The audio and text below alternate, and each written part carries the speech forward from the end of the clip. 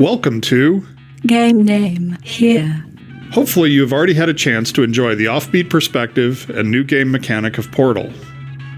To listen to a commentary node, put your crosshair over the floating commentary symbol and press your use key. To stop a commentary node, put your crosshair over the rotating node and press the use key again. Some commentary nodes may take control of the game in order to show something to you. In these cases, simply press your use key again to stop the commentary. Please let me know what you think after you've had a chance to play, as we think we are just at the beginning of taking advantage of this type of gameplay. I can be reached at gaben@valvesoftware.com. Thanks, and have fun.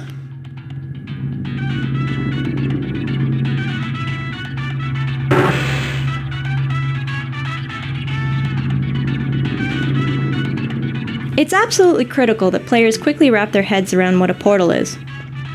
We noticed early playtesters grasped the concept much more quickly when they caught a glimpse of themselves through a portal. So we deliberately positioned this first portal to ensure that players will invariably see themselves. Hello, and again, welcome. One of the things we learned from Narbacular Drop, our student project that became Portal, was that players often thought portals took them into other spaces, or even other dimensions. To help fight that notion, we start players in a visually unique room with memorable objects, so that when they walk through a portal for the first time, they have a clear point of reference which communicates the idea that they're still in the same basic location.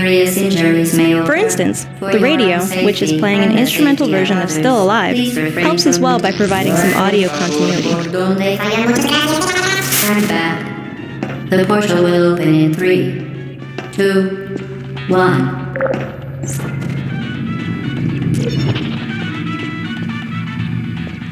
We put the player character in an orange jumpsuit to reinforce the fact that she's a test subject. Visually, the warmer colors helped her pop out against the colder tones of her environment. Some playtesters were wondering why she could fall so far without getting hurt, the way she would have if she were in Half-Life 2. In response, we added a mechanized heel spring to her lower legs. Afterwards, there was no longer any question about why she could survive such long falls. Excellent.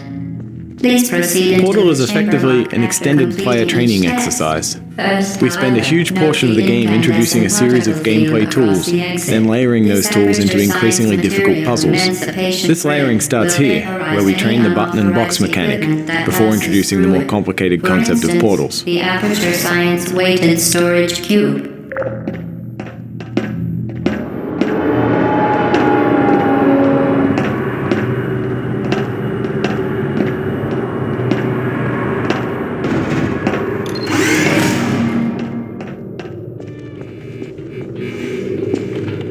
Please place the weighted storage cube on the 1500 megawatt. We wanted players to feel safe while standing in a portal, so we never kill them or destroy objects within a portal that's closing. Instead, we either push or teleport objects out of a portal as it closes. Perfect. Please move quickly to the chamber lock as the effects of prolonged exposure. We very to the deliberately button introduce and train each gameplay concept. concept in Portal, so that once players reach this spot, we're confident that they know what a portal is and roughly how it works. Early versions of the game let players stumble through the beginning without always understanding what was going on, which really compromised.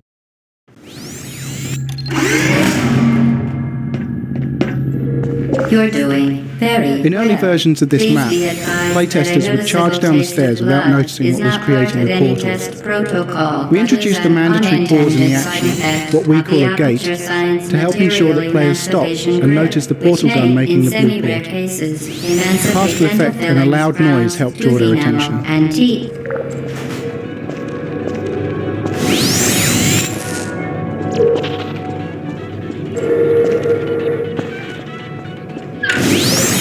Very good.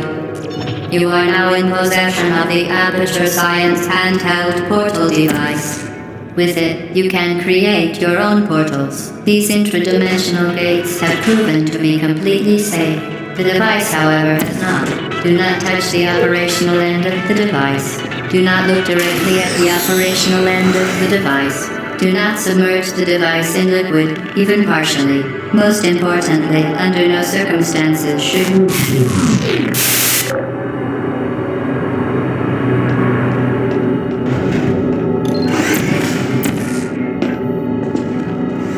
Please proceed to the chamber. This room was designed to make players understand that entrance and exit portals aren't tied to the color of the portal.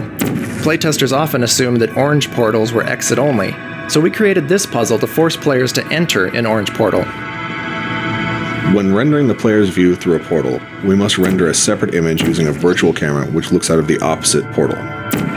To obtain a correct image and efficient rendering performance, we render only what is visible to the limited field of view of the opposite portal and exclude objects which lie between the virtual camera and the plane of the opposite portal.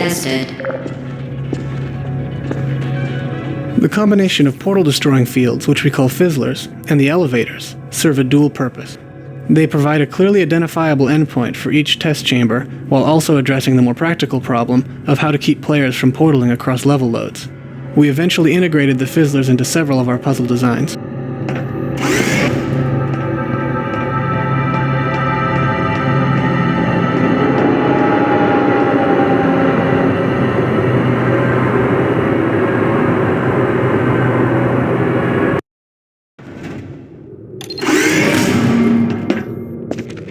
Welcome to Test Chamber 4. You're doing quite well. For training purposes, there's generally just one correct solution to these early puzzles. The original version of this room didn't have the glass barrier. Portal through the opening, bypassing the box entirely. Since this puzzle was meant to illustrate the relationship between boxes and buttons, that solution, while clever, was a failure. So we added the glass barrier to prevent it. Later in the game, however, the puzzles become more open-ended. On your own. Good luck.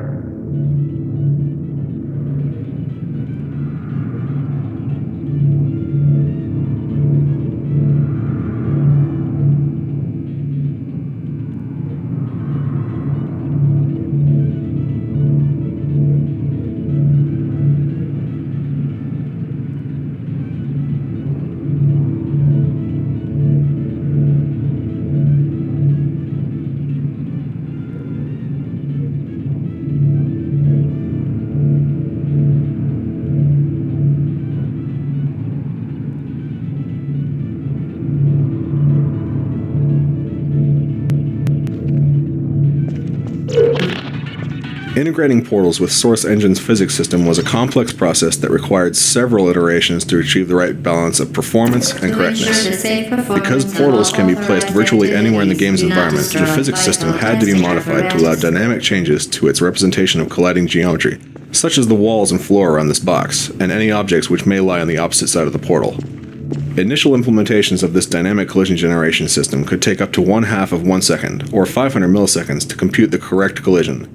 This may not sound like a long time in everyday life, but this pause during the portal creation was quite noticeable in the context of a game. Ultimately, we designed a system that creates temporary hybrid physics environments in bubbles around the portals, using less accurate collision than that produced by Source's standard collision generation, but was accurate enough in practice and reduced the time to create dynamic collision representation from 500 milliseconds to just 10 milliseconds, which is an imperceptible pause during portal creation.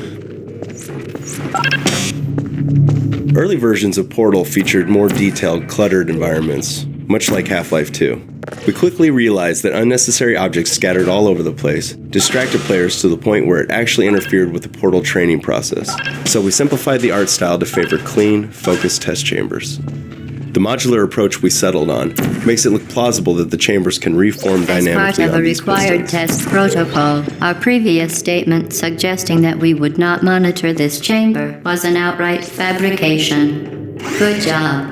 As part of a required test protocol, we will stop enhancing the truth in 3, 2,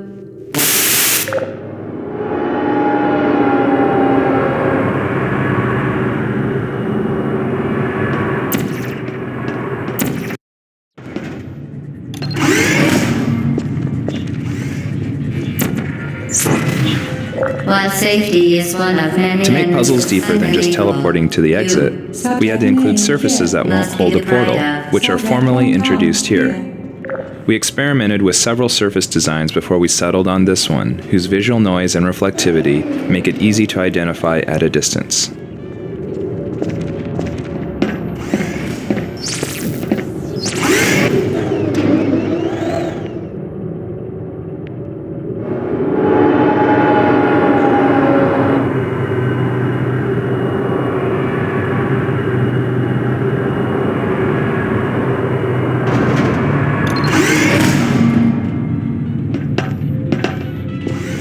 Warning devices are required on all mobile equipment.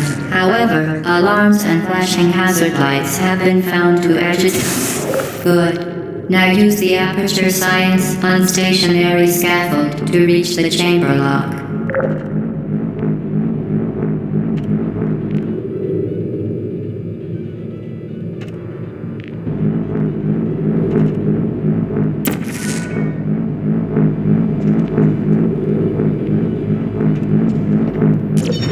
Originally, these scaffolds ran on electrified tracks, but crafty playtesters would hop along the rails to the exit, bypassing the puzzle entirely.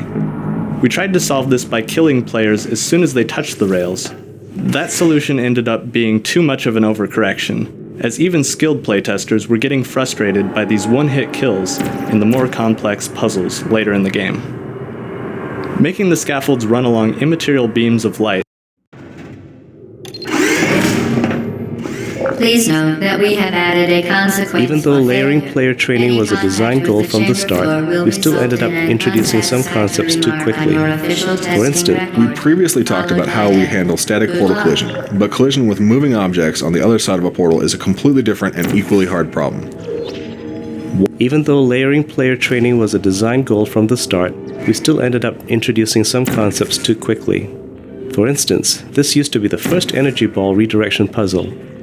Playtesting revealed that this puzzle introduced too many new concepts at once, which ended up frustrating a lot of playtesters. In response, we inserted 2 test chambers before this one to make the energy ball redirection training more gradual.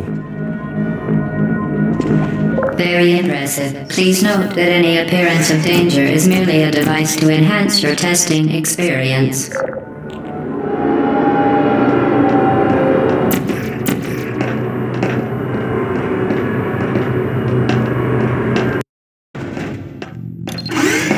The Enrichment Center regrets to inform you that this next test is impossible. Because our test chamber environments were simplified for training purposes, we created visual hotspots within the rooms to guide players' attention. The design is essentially a balance between round objects and sharp objects.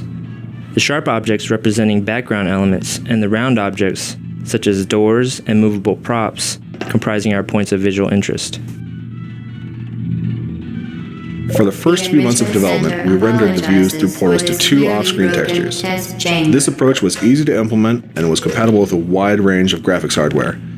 Unfortunately, this method was incompatible with anti-aliasing and consumed a large amount of video memory in order to handle recursive views through several portals. You remain resolute. Because of these disadvantages, we switched to a system which renders portal views recursively into the frame buffer with the aid of the stencil buffer to isolate pixels corresponding to a given portal. This is a more effective scheme because it is compatible with anti-aliasing and does not consume any additional video memory for off-screen textures.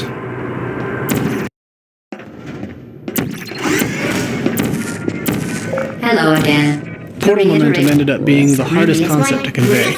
For this series of puzzles, which went through more design iterations than virtually any other part of the game, we introduced the idea of redirecting your momentum using portals, slowly, step by step. We even have the AI voice pretty explicitly explain the elements of the puzzle, something we avoided throughout most of the rest of the game.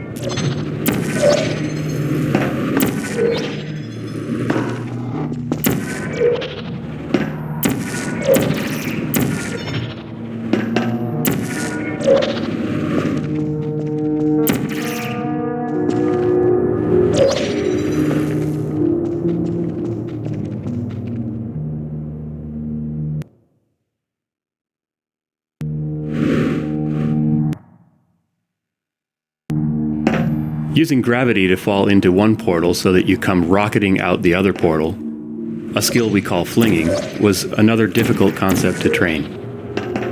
We designed a specific visual cue, a pushed-out concrete block with checkerboard tile above a pit, to indicate to players that it's time to use the fling maneuver. Repeated several times, this cue helps players associate pushed-out concrete slabs with flinging, in much the same way that players learn to associate cubes with buttons.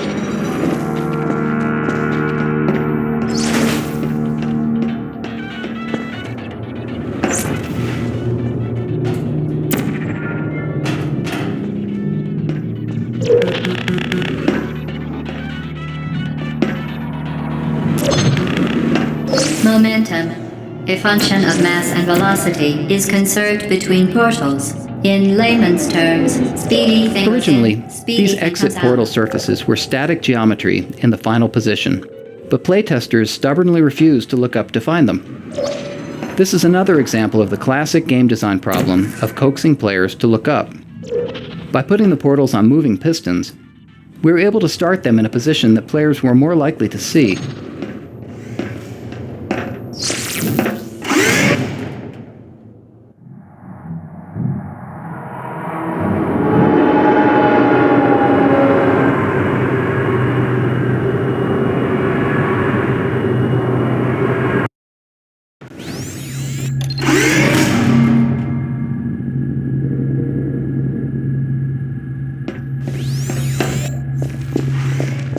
The Enrichment Center promises. We found that rather than looking into portals to see where it went, playtesters would often leap blindly to their doom.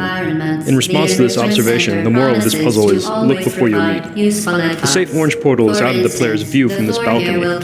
That forces them to peer through a portal to see it, which trains players in their... Originally, a weighted button was used to open the far door, but playtesters so strongly associated boxes with buttons. We found that rather than looking into portals to see where it went, playtesters would often leap blindly to their doom. In response to this observation, the moral of this puzzle is look before you leap. The safe orange portal is out of the player's view from this balcony. That forces them to peer through a portal to see it, which trains players in the remote viewing capabilities of portals. Originally, a weighted button was used to open the far door, but playtesters so strongly associated boxes with buttons that they'd get stuck searching hopelessly for a box.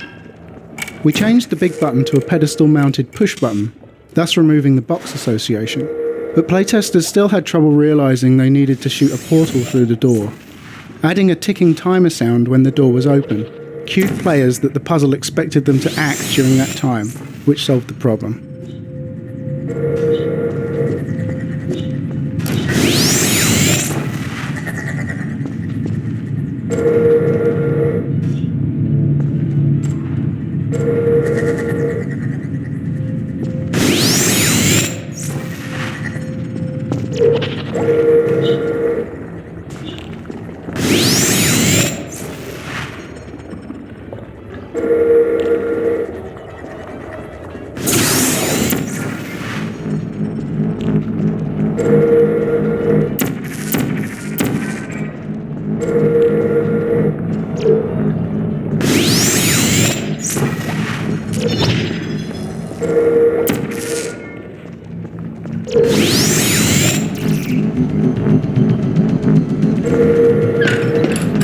This room is designed to build anticipation for the big moment when players finally get the fully powered portal gun. The puzzle path brings you in a circle around the device, so that it's virtually always in sight, right up until you grab it. The device is now more valuable than the organs and combined incomes of everyone in. Subject on call here.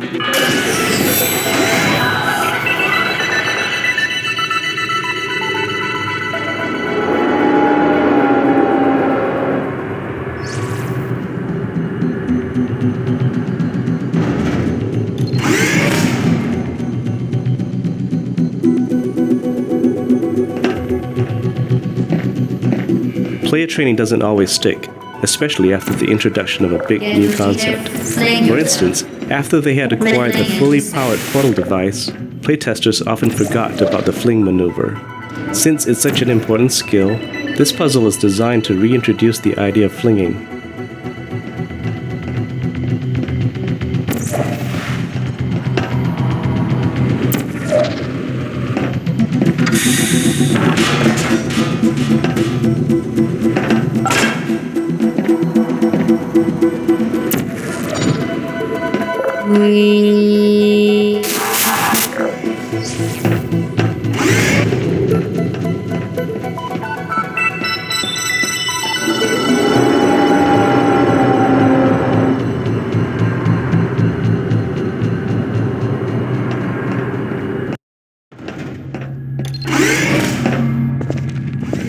When we moved from largely placeholder art to a final visual design, this was the first level to get a facelift. We chose this map because it had many of our gameplay elements integrated into a relatively small space. Feel free to The test chamber art direction was designed to make everything appear purposefully placed.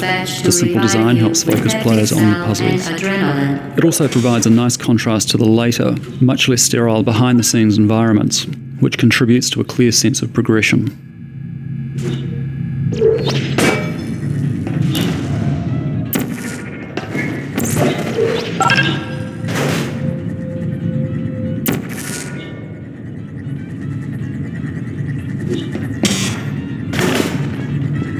This is the first map in which we experimented with solving the puzzle in as few portal placements as possible.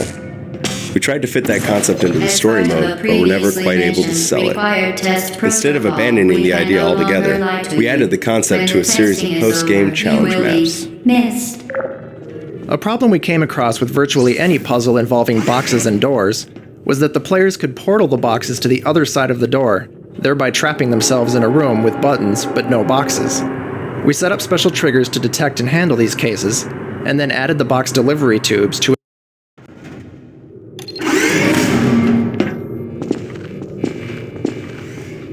A few playtesters put a portal on the floor here and used the rising stair pit to skip the rest of the puzzle. We'll usually rework a level if playtesters discover a way to bypass chunks of the puzzle too easily. But in this and a few other cases where skipping ahead arguably takes more skill than solving the puzzle properly, we let the ninja solution stand.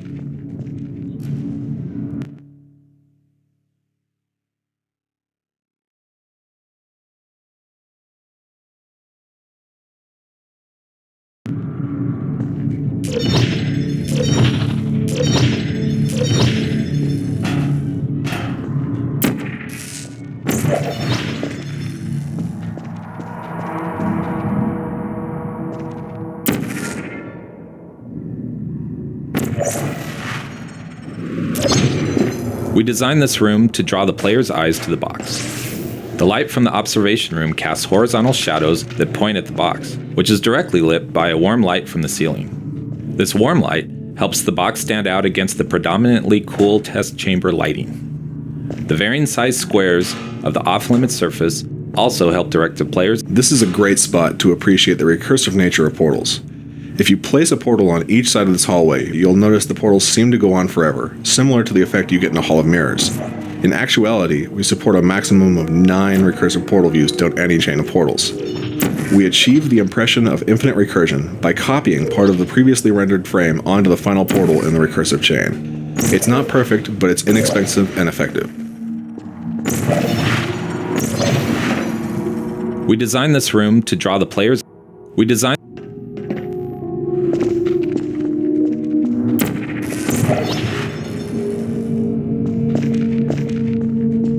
A few playtesters put a portal on. This is a great spot.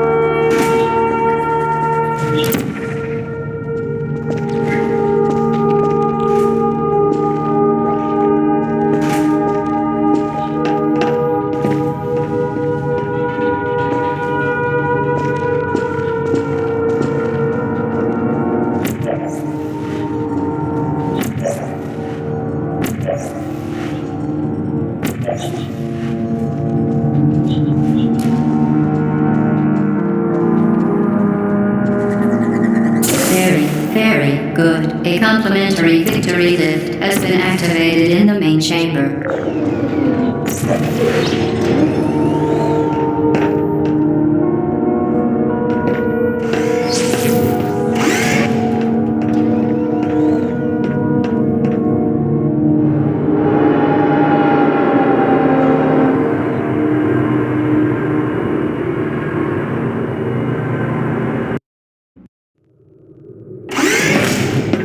The Enrichment Center is committed to the well-being of all participants. This particular section went through several iterations because it's the first place where players are required to perform possibly the trickiest portal maneuver, the double fling. Originally, the room also featured an energy ball redirection puzzle. Combined with a new double fling skill, however, it proved to be too much for most playtesters. Overwhelmed players tend to not digest new information, so we simplified the puzzle to require only the double fling. To nudge players in the right direction, we also included visual hints, such as the previously introduced single fling theme, the pushed-out concrete slab with a checkerboard landing zone.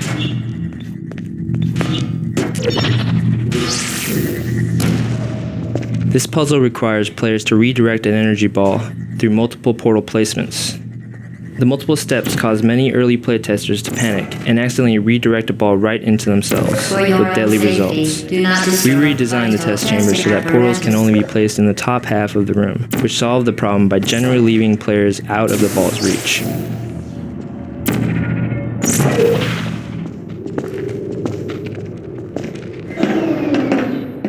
We noticed through our playtest that many of our players weren't aware of the fact that you could place portals while falling.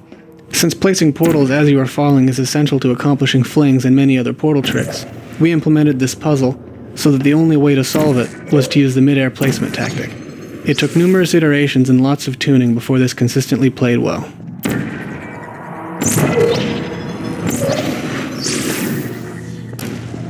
Perhaps the most important purpose of this final test chamber is to cement the double fling maneuver training. For previous flings, we employed a visual cue, a pushed-out section of a wall. In preparation for the more free-form behind-the-scenes levels, however, we take the training wheels off. To proceed, players must realize they can double fling almost anywhere they want to, with or without hints.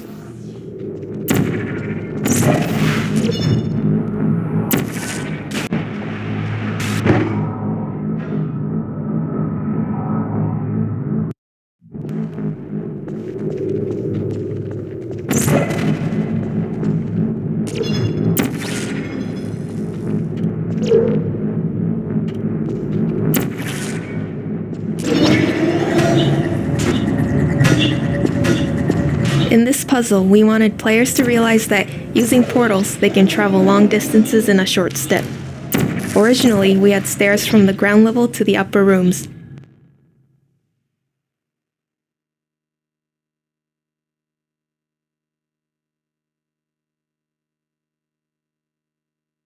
Many playtesters, however, were able to run from one room to the other quickly enough to consider it a solution, without ever thinking to use the even easier portal method. By changing the stairs to very slow-moving lifts, we were able to level the travel time for all player experience levels, thus making the intended solution more clear.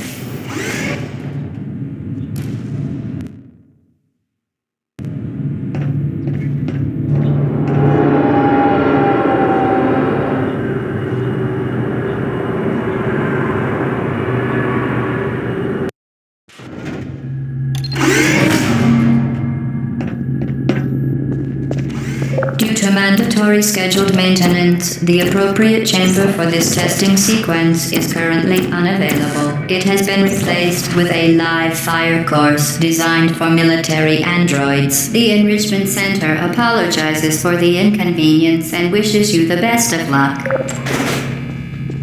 For Portal, we wanted to create a turret that was different from the traditional Half-Life 2 turrets.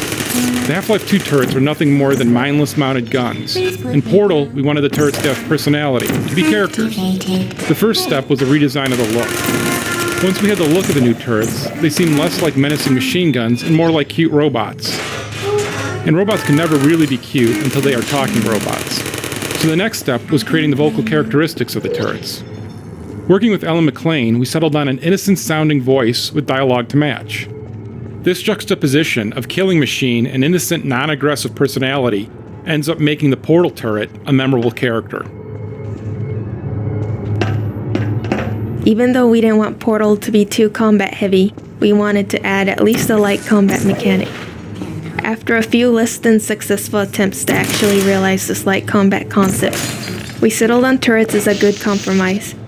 The turrets can be defeated with tricky portal maneuvers, but they're also susceptible to a more straightforward berserker approach.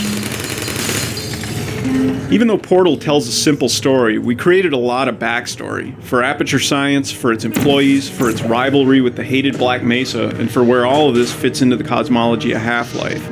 This first Portal game doesn't reveal all of it, but we crammed a lot of little details into the environments. This area, for instance, called the Ratman Den, hints that there may be other people trapped in the facility.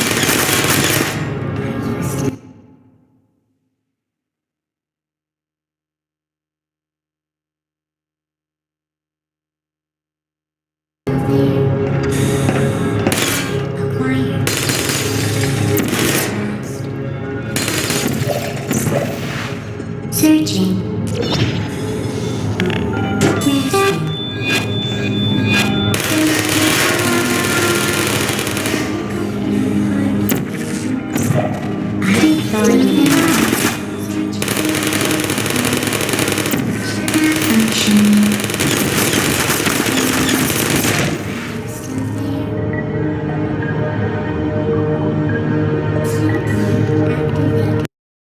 Even though Portal tells a simple story, we created a lot of backstory for Aperture Science, for its employees.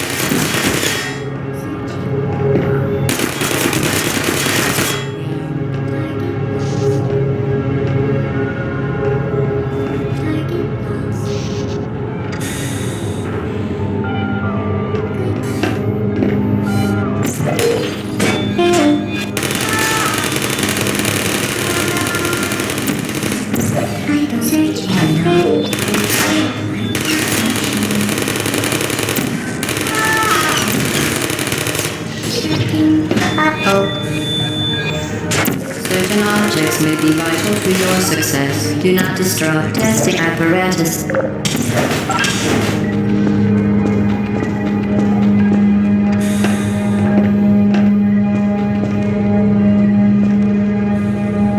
Even though Portal tells a simple story, we created a lot of backstory for Aperture Science, for its employees, for its rivalry with the hated Black Mesa, and for where all of this fits into the cosmology of Half-Life. This first Portal game doesn't reveal all of it, but we crammed a lot of little details into the environments. This area, for instance, called the Ratman Den, hints that there may be other people trapped in the facility.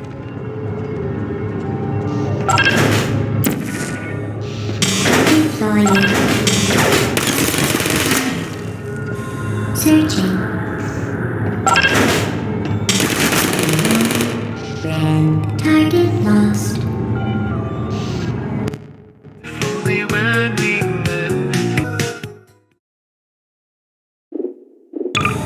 Hibernating. Would you come over here? Activating. Searching. Put me through.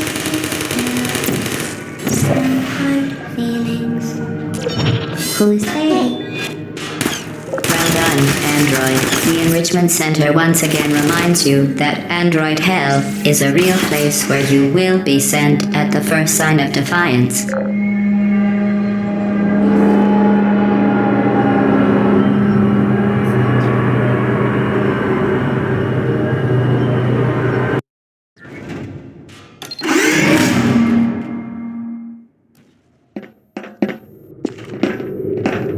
The vital apparatus vent will deliver a weighted companion cube in 3, 2, 1. We designed this hall so that players had to use a box as a shield, but many playtesters read it as an avoid the energy ball timing puzzle and simply left the box behind. We solved this in large part by having the AI talk about the box. A lot. Once the dialogue went in, playtesters went from routinely abandoning the box to never wanting it to leave their side. Since we weren't going to make the players lug a box around for the rest of the game, we had a scene at the end of the level where the players are forced to kill the box. Perceiving inanimate objects as alive, and hallucinations. The Enrichment Center reminds you that the weighted companion cube will never threaten to stab you and, in fact, cannot speak.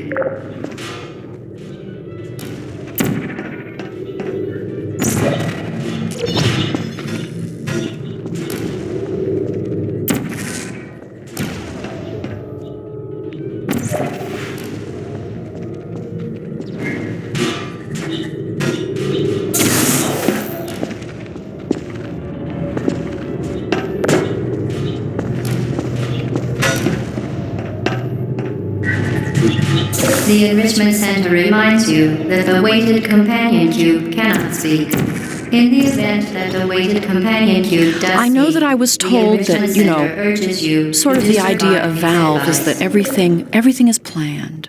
Everything is worked out in advance. But that's a big fat lie. Because the initial idea is started, and they bring an actor into the studio and they say, say these words for us. Say this computer-generated voice for us. Okay, I'll do that. Well, then that gives the creators other ideas, and it's a rolling process. You roll from one idea into the next idea.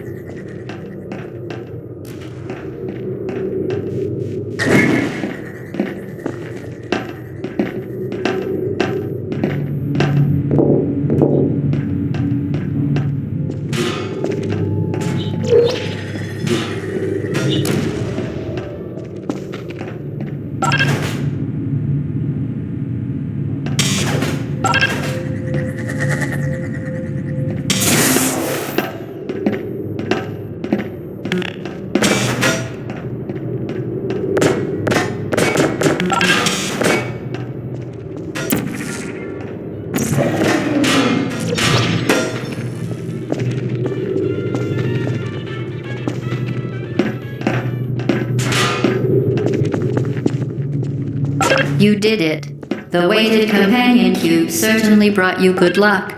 However, it cannot. The awful end of the accommodate you for companion rest cube of the serves a test, dual and purpose. unfortunately, It adds a lot must more be sinister recognized. character to our already pretty sinister AI, while simultaneously training the player to use the incinerator, a key component of the final level. The training has a nice dramatic payoff, since players later get to avenge the death of their good friend the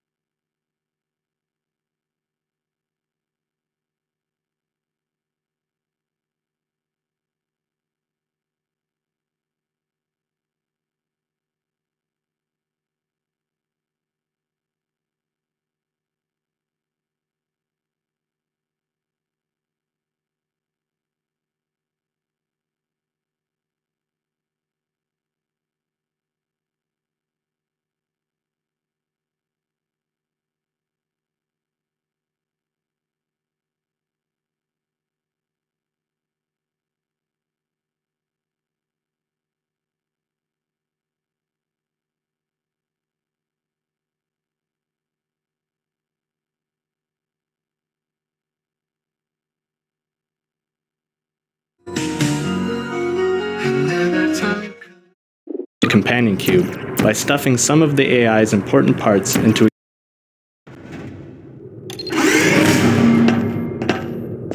The experiment. Creating the AI voice was a multi-step process. First, we ran every line of dialogue through an automatic text-to-speech program. In the studio, we cued the actress who plays Gladys, Ellen McLean, with the computer-generated sound file.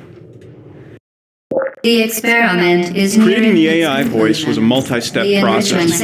First, we ran every line of dialogue through an automatic text-to-speech program. In the studio, we cued the actress who plays Gladys, Ellen McLean, with the computer-generated sound file. She'd mimic it, and then over the course of several takes, adjust her performance to clean up any words that were unintelligible in the computer version. For instance, here's a line as Ellen delivered it. Perfect.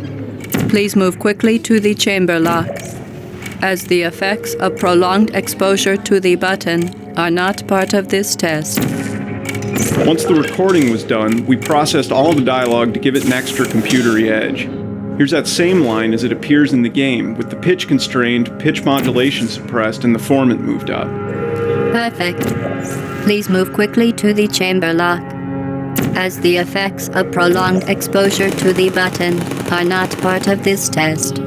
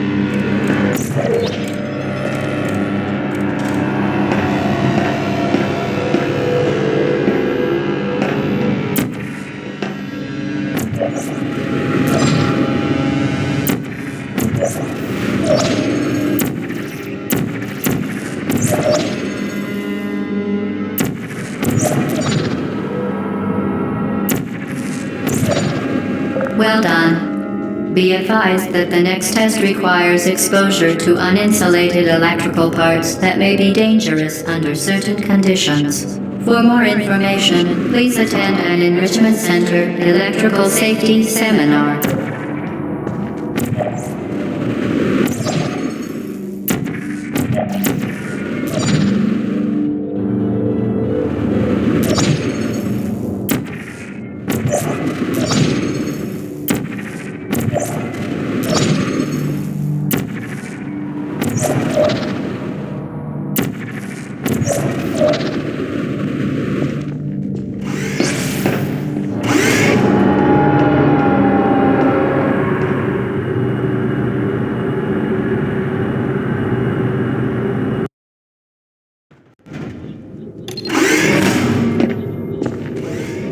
Welcome to the final test.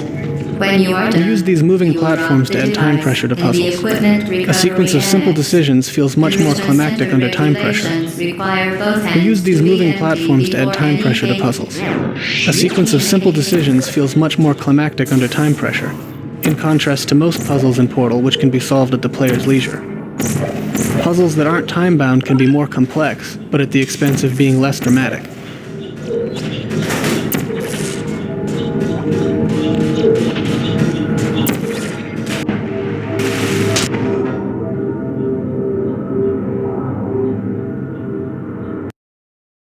We use these moving platforms to add time pressure to puzzles.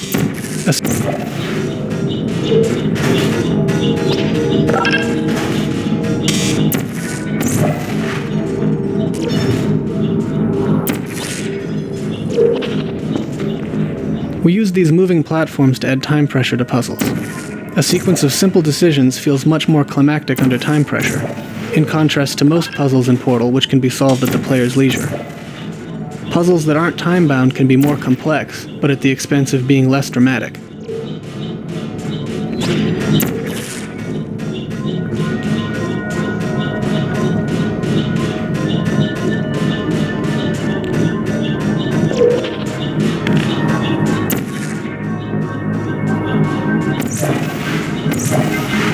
Sometimes little details make a huge difference.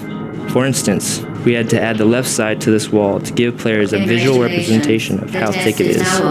Without it, playtesters frequently thought that the hall had just gotten impossibly narrower, panicked, and stopped making rational decisions. Before the player escapes the fire pit, the AI dialogue is all delivered in computerized monotone. After the escape, however, Gladys gets progressively more expressive until, by the end, she's cycling through a whole mess of emotions. The role required an actor capable of mimicking the computer-generated voice while still infusing it with some real character. Since we planned to end the game with a song, she also needed to have a good singing voice. The woman we ended up casting, Ellen McLean, is a great mimic, a terrific actor, and a classically trained operatic soprano, so that worked out pretty good. What are you doing? Stop it. We are pleased that you made it through the final challenge where we pretended we were going to murder you. We are very, very happy for your success.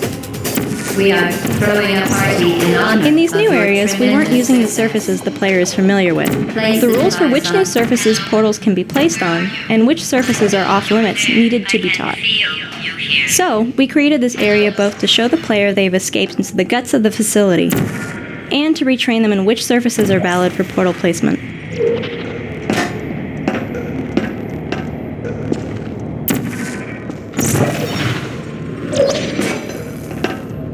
What are you doing?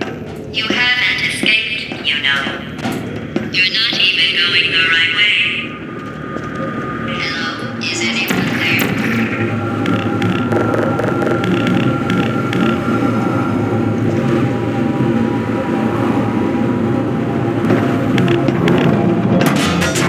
Okay, the test is over now. You win. After players escape, we let them solve an old chamber in a new way. This reintroduction of a familiar space, which can now be solved in an incorrect way, helps convey the sense that players are cheating the system while forging their own path through the facility.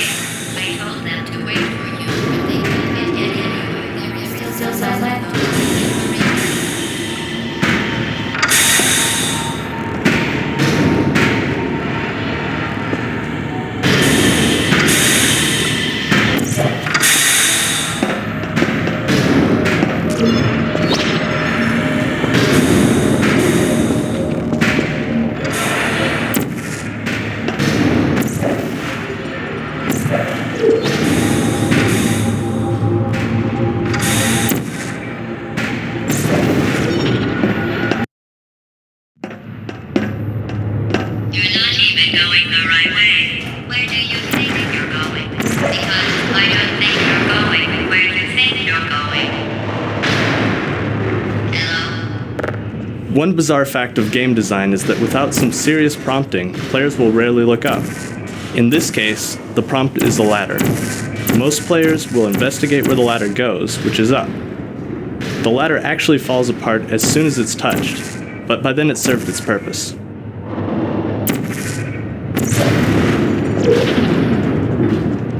We designed the post-escape levels to give players brief glimpses of the inner workings of the Enrichment Center.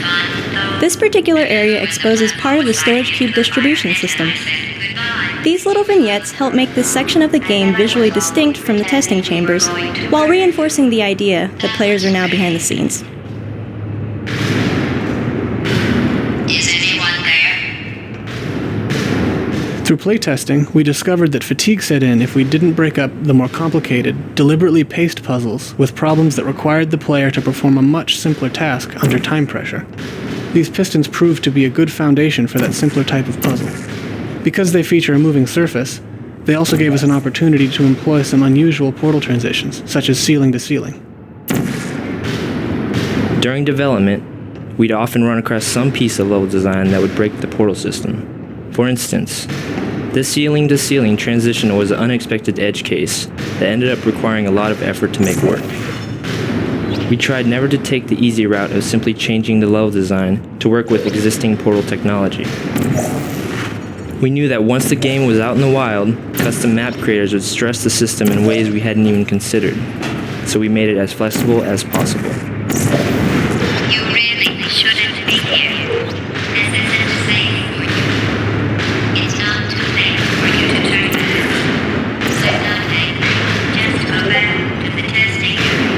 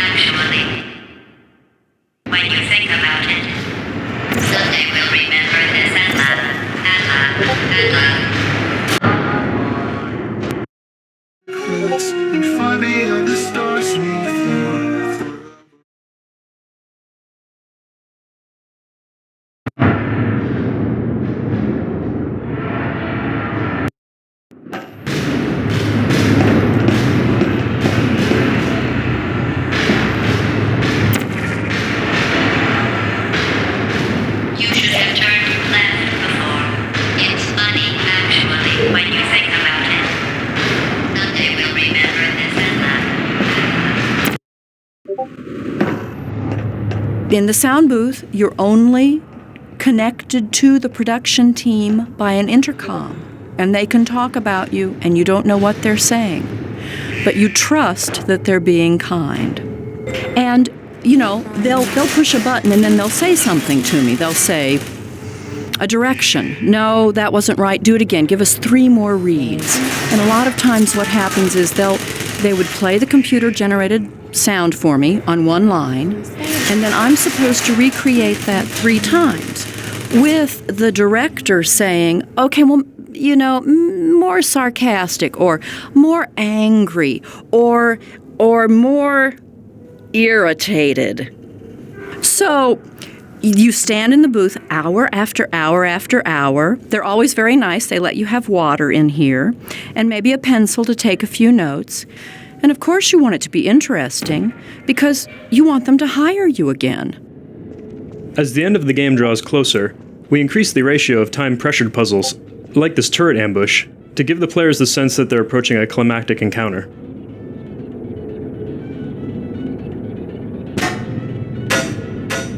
An important design goal of these post-escape levels was to give players the sense that they're running wild inside the guts of the facility. With that in mind, we added plenty of nooks and crannies for players to crawl into or place portals through. This ended up being a tricky lighting challenge, as the areas needed to be bright enough to navigate, while still being dim enough to feel like obscure, disused sections of the building. Who are you? Target lost.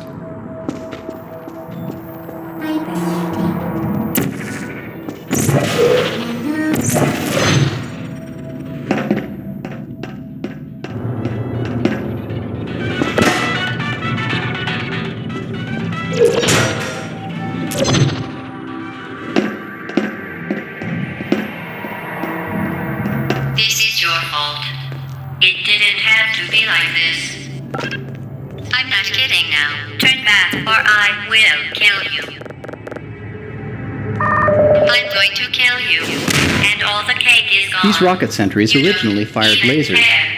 We switched from lasers to rockets after we introduced the glass breaking mechanic, mainly because glass shattering in a massive rocket explosion turned out to be a lot more satisfying than glass just slowly being melted by a laser. Originally, they also spoke, just like the bullet turrets. Because players often redirect the rockets with their backs to the turret, however, a distinct, uncluttered sound cue was required. The voice simply added too much noise to the rocket redirect mechanic. Breaking this tube gives players a chance to test out their newly trained rocket redirecting and glass breaking skills in a slightly different context, which helps cement the training.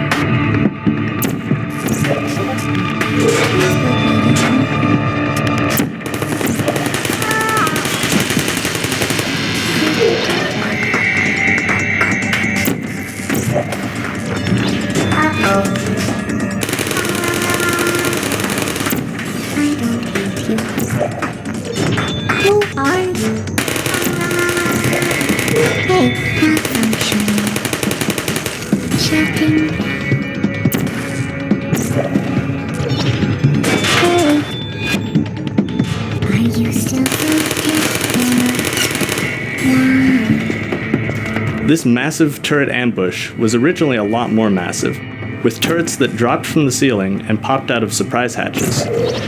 In fact, for a while, it was the game's climactic battle. Through playtesting, we learned that this type of pure combat experience didn't really fit with the preceding few hours of player training. Over several iterations, we toned down the combat and made the room more about using portal momentum to fling yourself great distances, a skill that playtesters really enjoyed using, and that's a key component of what eventually became our final battle.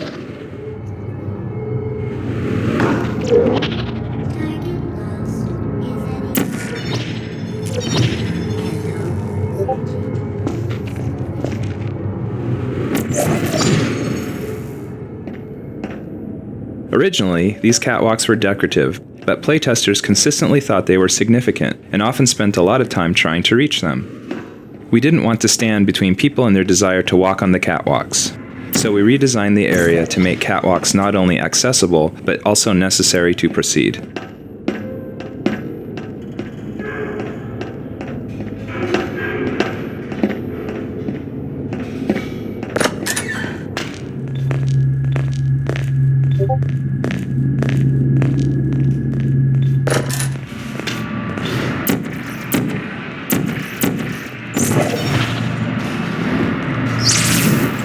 Well, you found me. The fiction behind this red phone is that while GLaDOS was being developed, it was somebody's job to sit by it. And if it ever looked like the AI was becoming sentient and godlike, that person would pick up the phone and call somebody to come help. In the point in time where the actual game takes place, it's become obvious that the Aperture Science red phone plan didn't 100% work out. Surprise in 5, 4.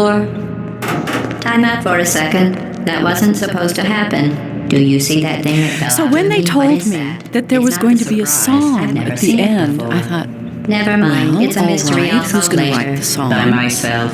Because And they told me there was going to be a song written by Jonathan Colton. And I listened to a song that Jonathan had written, and it was very funny, very clever. So I thought at that point, well, this will be okay. But I am an opera singer, so usually I sing. And I thought, well, will I be able to have the right style for the song? So I was concerned. But then before the recording, they sent me an MP3 file of the song, and I listened to it with Jonathan singing it. But I loved the little song. And at home, as I practiced the little song, let's be honest. I tried to, get back to GLaDOS's voice. Put it in the corner, and I'll deal with it later. Just this tiny little passive-aggressive computer That thing is probably some who's all kind of raw alone sewage container. until people Go try to ahead come and in rub and your murder face all her. over it. So of course she gets upset. But she seems to have this real Maybe you affinity should marry for that thing since you love it so much. And, you want to I want to play the game because I want to recreate the cake recipe and then put Portal on it and be able to serve it to my friends when they come over to my house. In this room, trust me, leave that thing alone.